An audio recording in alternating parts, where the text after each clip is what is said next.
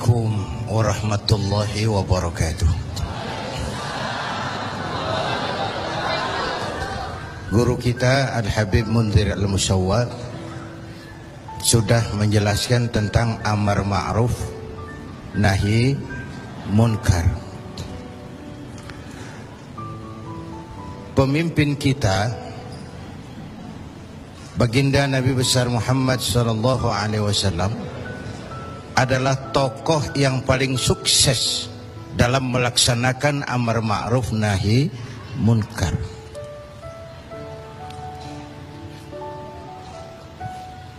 Berkembang dengan pesat, lain dengan agama-agama besar lain, kata Stoddard. Agama Buddha punya raja Asoka, agama Persia punya raja Cyrus, bukan Cyrus Sinaga, Cyrus. Agama Kristen punya raja Konstantin. Mereka ini raja-raja besar dan berkuasa yang menunjang agama yang dianutnya dengan segala daya dan dana, dengan segala kekuatan dan kekuasaan. Lain dengan baginda Nabi. Beliau bukan raja, tidak anak penguasa, tidak pula orang kaya. Tapi amar ma'ruf yang dilaksanakannya berhasil menembus dinding Jazirah Arabia, mewarnai hampir 2/3 belahan bumi. Nah, saya mau ambil porsi apa landasan beliau dalam melaksanakan amar ma'ruf dan nahi munkar sebelum ke arah yang tadi sudah ditanyakan Saudara Agung. Pertama, landasannya adalah siddiq. Apa? Jujur. Sebab bagaimana orang mau amar ma'ruf nahi munkar kalau dia nggak punya kejujuran?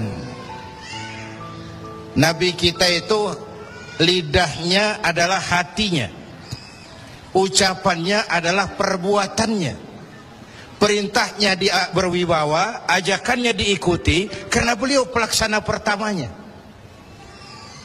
Keteladanan. Kalau kita gimana mau berhasil amar ma'ruf? Cuma teriak saudara-saudara sedekah, sedekah, yang teriak buntut gasiran, mbahnya pelit. Jujur. Kata orang tua Melayu gini, wahai saudara, adik dan kakak, peganglah jujur, jangan durhaka. Jauhi bohong, haramkan dusta, supaya hidup tidak ternista. Asik kan? Asik kan? Jauhi bohong, haramkan dusta, supaya hidup tidak ternista. Orang bisnis, modal paling penting adalah kepercayaan. Coba saudara punya kapital miliaran, kalau nggak dipercaya orang, ada nggak yang mau ngasih proyek? Ada nggak? Ada nggak? Nyaut. Modal utama dalam bisnis kepercayaan. Modal utama dalam memimpin kepercayaan. Modal utama dalam seluruh gerak hidup kita kepercayaan. Kalau hidup udah dipercaya, Bu, biar duit banyak juga enak rasanya. Bener. Kalau sudah dipercaya, walaupun duit banyak enak rasanya.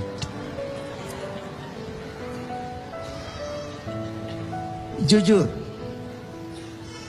Bahkan ini modal utama kepemimpinan beliau. Bukan S3, enggak profesor, dokter, enggak, Al-Amin. Orang yang jujur, dan itu yang kita perlukan sekarang.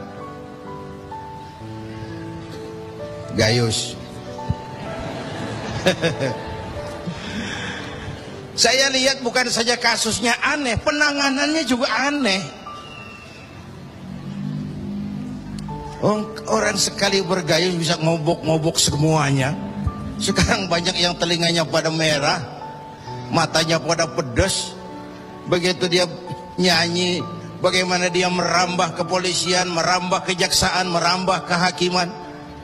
Lalu penanganannya juga aneh.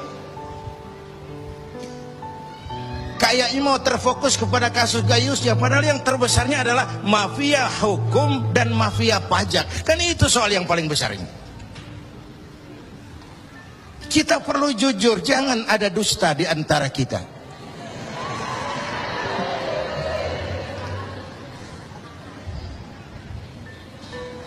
Apa tanda si bintang timur cahayanya terang sampai ke fajar? Apa tanda orang yang jujur? Hatinya mulia, ucapnya benar. Hatinya mulia, omongannya benar. Tidak pepat di luar, pancung di dalam. Menjegal kawan seiring, manis jika berhadapan, balik belakang lain bicara. Tiap hari kita ngadepin topeng. Topeng yang berkelip. Ini mukanya apa bukan sih? Ini omongannya apa cuma sekedar sebuah misi? Dan seterusnya. Pantas kalau satu saat seorang biang preman, mbahnya preman, datang menghadap baginda Nabi, dapat hidayah dia. Ya Rasulullah, saya mau masuk Islam, boleh enggak? Oh boleh. Mengucap syahadat. Selesai mengucap syahadat, dia bilang lagi, ya Rasul, saya kan sekarang sudah masuk Islam. Baik. Saya cinta Islam. Alhamdulillah. Saya cinta Anda ya Rasul. Bagus itu. Cuman saya juga cinta dosa. Ini aneh orang ini. Preman tadi ya. Saya cinta Tuhan ya Rasul, saya cinta Islam, saya juga cinta dosa. Saya belum bisa tinggalin di dosa. Saya suka judi, suka mabuk, suka zina. Marah baginda Rasul dengar ini. Enggak, beliau senyum. Senyum. Orang yang tegasnya amar ma'ruf nahi munkar itu jangan masang muka kuburan. Manyu, muka ditekuk, jangan. Senyum. Lalu beliau bilang, lah Pak Sebi, nggak apa-apa dah. Cuman begini, Mas. Dari Jawa premannya waktu itu. Kamu suka mabuk, hobi. Kamu suka zina, di mana-mana ada langganan. Kamu suka nyolong? Iya. Nah, oke, gini. Saya cuma minta, mau nggak kamu mulai hari ini janji sama saya? Apa ya Rasul? Jangan bohong. Hal tu'ahiduni ala tarkil kadzib?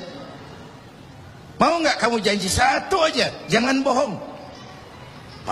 Saya kira apaan kali ya Rasul? Kalau itu mah kecil. Sanggup? Sanggup.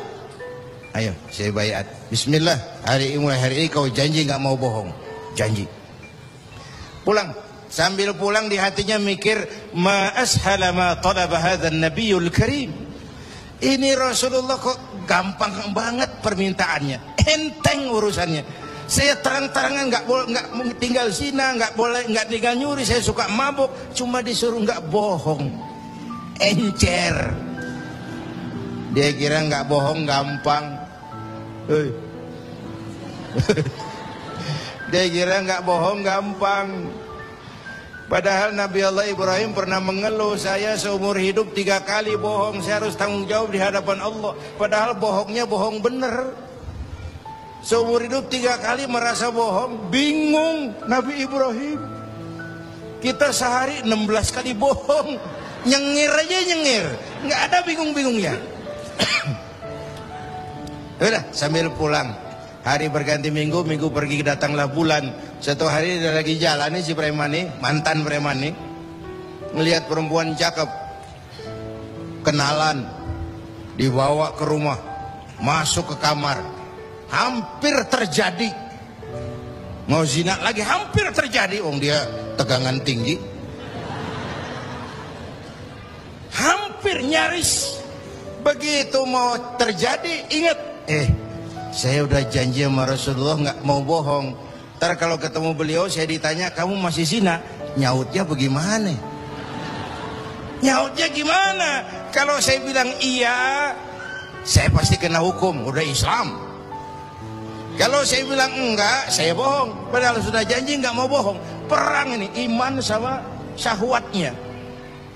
Kata syahwatnya, udah sikat. Kata imannya, pikirin dulu, lu udah janji lo. Perang. Akhirnya imannya menang. Dia bilang sama tuh perempuan, Mbak Yuk, Mbak Yuk, non sewu Mbak Yuk, ndak jadi. Loh, ndak jadi piye tuh Mas? Ya wis pokoknya ndak jadi. Selamat dari zina. Lain hari mau mencuri, sudah madda yadahu, tangannya udah dijulurin. Ingat lagi, ntar kalau ketemu Nabi ditanya, lo masih nyolong nggak? Gimana nyautnya? Tiap kali mau berbuat jahat, tiap ingat janjinya. Tiap ingat janjinya, terhindar dari perbuatan jahat. Paling akhir dia datang menghadap Nabi, ya Rasul, apa? Sadaqta ya Rasul, Anda benar ya Rasul. Kenapa? Yang Anda minta atuk, kedengarannya enteng, cuman pongkolnya. Saya nggak bekutik ya Rasul. Lihat pengaruh jujur dalam hidup. Kiai, mohon maaf kalau saya potong jawaban jujur Kiai ini. Nah, bagaimana dengan sifat dari hakim-hakim kita dalam memutuskan ini, Kiai? Ya, kita berharap mudah-mudahan mereka jujur. Perkara apa ini harapan hampa itu soal nanti lah. Yang penting kita berharap mereka jujur dan mempunyai rasa keadilan. Bapak Ibu hadirin yang saya hormati, ini satu dasar amar ma'ruf tuh, jujur. Yang kedua, tabligh, menyampaikan ini pun nggak gampang. Satu saat beliau lagi dakwah di kalangan elit, datang orang buta nyebarin agama, nanyain agama, agak masam, muka beliau agak berpaling. Turun ayat abasa wa tawalla an ja'ahul a'ma. Ya. Ayat yang saya sampaikan tadi, Allah mengkritik kepada baginda Nabi. Mengapa kau agak masam ketika datang orang buta minta diajarkan agama? Ayat ini disampaikan juga oleh Nabi kepada para sahabat. Ini loh, ayat ini barusan turun mengkritisi saya. Jadi memang yang orang hidup yang baik itu jangan alergi sama kritik. Tapi yang kritik pun jangan asal ngomong. Ya. Orang jangan alergi sama yang namanya kritik, karena kritik itu yang sering membuat kita berpikir. Dikritik yang membuat kita dewasa. Dikritik yang membuat kita jadi bijaksana. Pujian sering jadi racun. Walaupun sementara kita senang. Ibu cantik loh Bu. Mekar hidungnya. Tapi itu sering jadi racun. Kritik yang membuat kita berpikir, kritik yang membuat kita dewasa, kritik yang membuat kita jadi bijak. Tapi yang ngeritik pun jangan asal ngejeblos. Saudara hadirin yang saya hormati, kita nggak bisa ngukur baju kita pakai badan orang lain. Ini tolong, ini bahasa bersayap. Jangan ngukur baju kita pakai badan orang lain. Nggak sedang, ya, nggak sedang. Orang sering berada dalam sebuah situasi yang tidak semudah kita. Makanya Luqmanul Hakim pernah bilang sama anaknya, "Nak, kita ini kalau nggak punya prinsip bakal serba salah." Kok gitu Pak? Ayo kita buktiin. Luqman keluar sama anaknya bawa seekor keledai. Keledai kecil, dituntun berdua. Lewat di tengah orang pada ngomong, anak sama bapak sama gobloknya. Bawa keledai bukan ditaikin, dituntun. Tolol. Nah, kamu dengar nak? Iya, sekali kita salah. Sekarang gimana Pak? Bapak yang naik, kamu jalan. Jalan. Lewat lagi di tempat orang ngomong lagi, bapak kagak tahu diri. Enak-enakan di atas keledai, anaknya disuruh jalan. Tega sama anaknya. Kau dengar nak? Iya, 2 kali kita salah. Habis sekarang gimana Pak? Kamu yang naik, bapak jalan. Lewat lagi orang teriak lagi, anak durhaka. Bapaknya disuruh jalan, dia enak-enakan.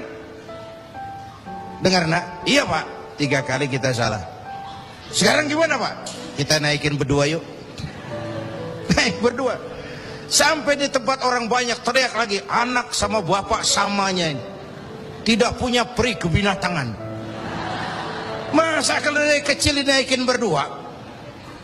kejam. Nah, kau dengar? Iya. Berapa kali kita salah? 4. Tapi sekarang gimana Pak? Sekarang keledainya nyok kita gotong. Gua pengen tahu orang ngomong apa.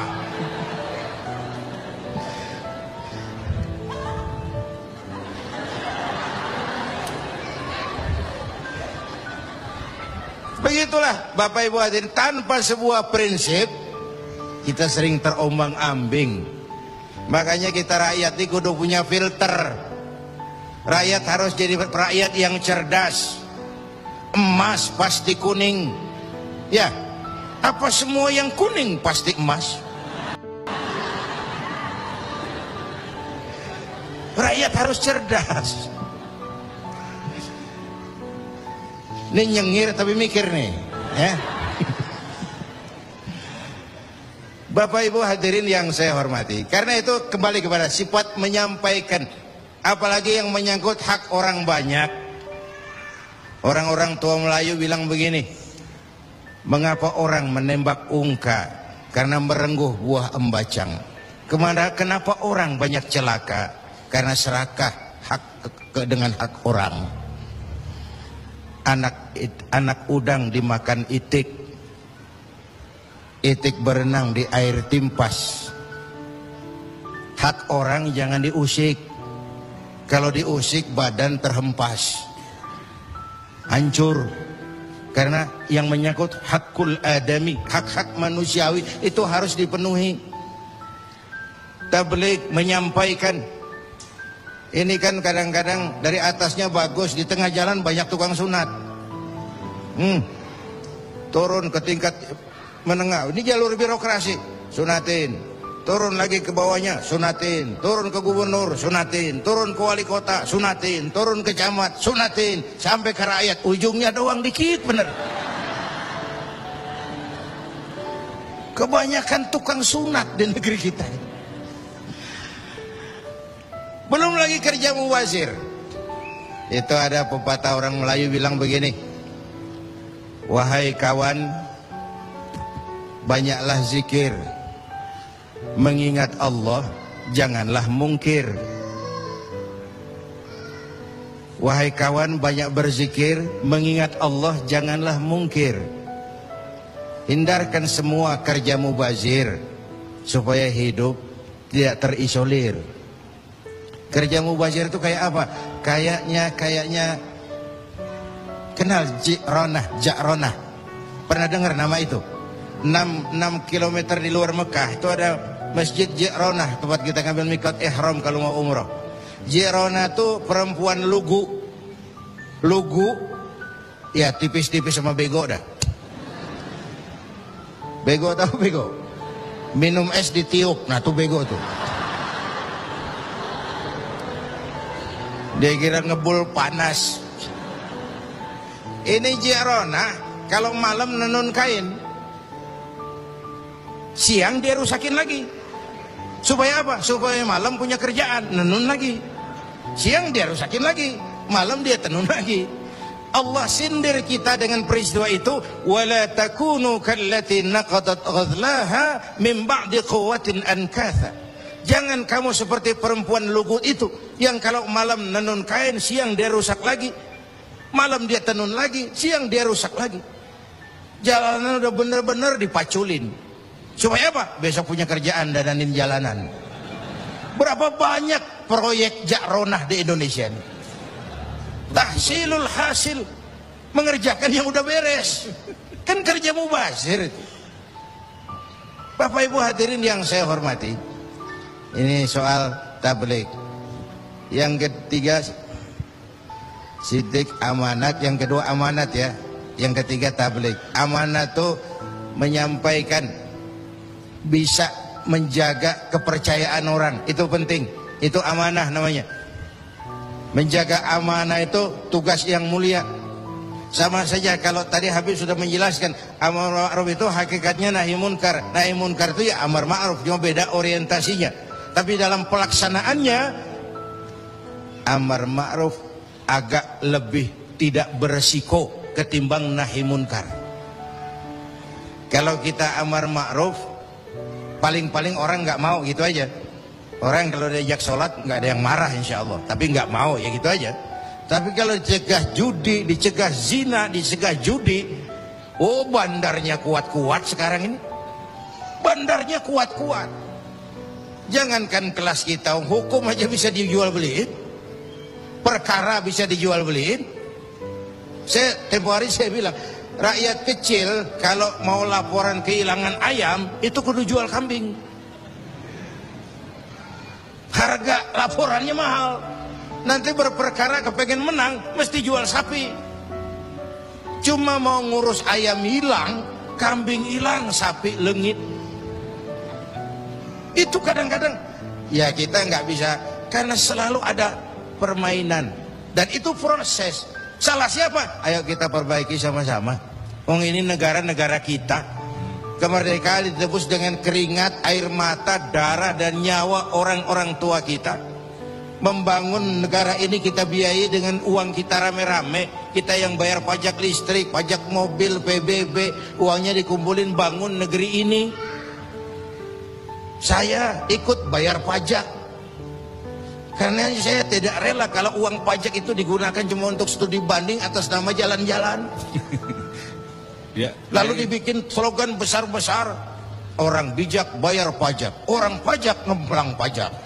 Ini bagaimana kayak itu? Kalau yang ma'ruf berjalan tapi yang munkar juga berjalan, artinya kita hanya beramar ma'ruf tapi tidak bernahi munkar. Syauqi bilang dalam sebaik syairnya, famata yablughul bina'u yawman kamaluhu idza anta tabni wal akharu yahdimu. Kapan bangunan mau selesai? Kalau kamu bangun orang lain ngancurin. Orang Betawi bilang itu namanya kayak nimba kagak dibendung. Bagaimana airnya mau kering kalau nimba nggak dibendung? Kenapa? Yang ma'ruf jalan, yang munkar juga jalan. Maka amar ma'ruf nahi munkar harus ditegakkan secara bersama. Satu. Yang kedua, saya sepakat dengan guru kita Habib Munzir bahwa amar ma'ruf nahi munkar sesuai dengan bidang dan keahlian kita masing-masing. Jangan memaksakan sesuatu untuk hal yang memang bukan dunia kita. Saya dulu pernah mimpin partai politik. Dulu zaman jahiliyah. Belakangan saya menyadari politik memang bukan dunia saya. Walaupun partai politik perlu, tapi biarlah orang yang dunianya di situ saja yang mengurus politik. Saya lebih baik sama-sama Habib Munzir lah ngurus umat dan dakwah ini. Jangan memaksakan sesuatu yang memang bukan dunia kita di situ. Kalau kiai disuruh bangun jembatan, apa camat mau ngurusin tahlil? Itu yang kedua. Yang ketiga terakhir, semuanya harus berangkat dari husnuzan, baik sangka. Apa yang terjadi oleh tokoh lintas agama dan sikap Bapak Presiden, kita jembatani dengan husnuzan. Kita percaya pemerintah pasti punya niat baik untuk mensejahterakan rakyat. Kita juga percaya tokoh lintas agama punya tanggung jawab moral. Mereka memberikan teguran bukan karena benci pemerintah, tapi ingin melihat negara ini berjalan dengan baik. Saya ingatkan waktu PSSI lawan Oman, itu ada penonton yang namanya Ardi turun ke lapangan,